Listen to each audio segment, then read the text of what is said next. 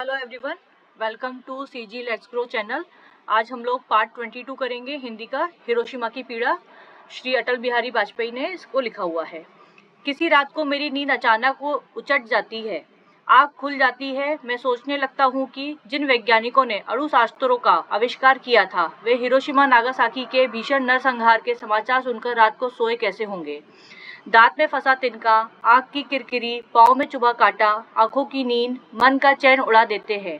सगे संबंधी की मृत्यु, किसी प्रिय का ना रहना, परिचित का उठ जाना, यहाँ तक कि पालतू पशु का भी बिछोड़ हृदय में इतनी पीड़ा, इतना विषाद भर देता है कि चेष्टा करने पर भी नींद नहीं आती।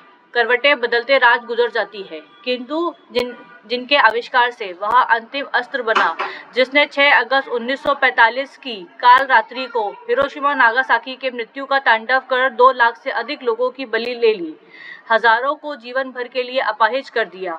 क्या उन्हें एक क्षण के लिए सही यह अनुभूति हुई कि उनके हाथों जो कुछ हुआ अच्छा नहीं हुआ?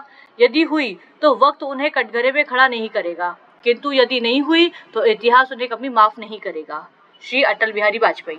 इसके क्वेश्चन आंसर डिस्कस कर लेते हैं। हिरोशिमा और नागासाकी नामक स्थान कहाँ स्थित है? हिरोशिमा और नागासाकी नामक स्थान जापान में स्थित है।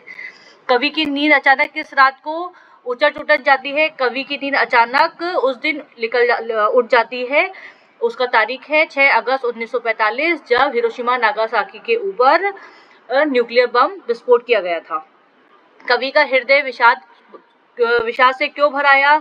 तो विषाद शब्द का मतलब होता है कि क्यों, दिल क्यों भर आना या दुख क्यों होना। कवि का हृदय विषाद से इसलिए भर आया क्योंकि 6 अगस्त 1945 को हिरोशिमा नागासाकी के में मृत्यु का तांडव हुआ था, जिसमें 2 लाख से अधिक लोगों की बलि हो गई थी, उनकी जान चली गई थी और कई लोग अपाहिज हो गए थे।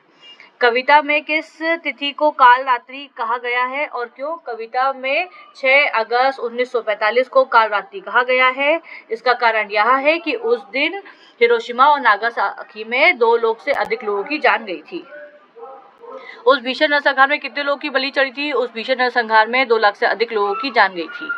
कवि वैज्ञानिकों से किस प्रकार की अनुभूति की अपेक्षा करता है और क्यों? कवि वैज्ञानिकों से इस प्रकार के अनुभूति की अपेक्षा करता है कि उन्होंने जो भी बनाया, जो भी उन्हें आविष्कार किया, उसका उन्हें दुख होना चाहिए, क्योंकि उससे कई लोगों की जान गई। अगर उनको उसका थोड़ा भी पछतावा है तो वक्त उन्हें कटघरे में खड़ा नहीं करेगा, और अगर नहीं है तो इतिहास उन्हें कभी माफ नहीं करेगा। इसी के साथ हमारा चैप्टर 22 हिरोशिमा की पीड़ा कंप्लीट होता है। इसमें कोई भी डाउट हो तो प्लीज बताइए, और इसी के साथ हम आगे के चैप्टर कंटिन्यू करेंगे। Thank you.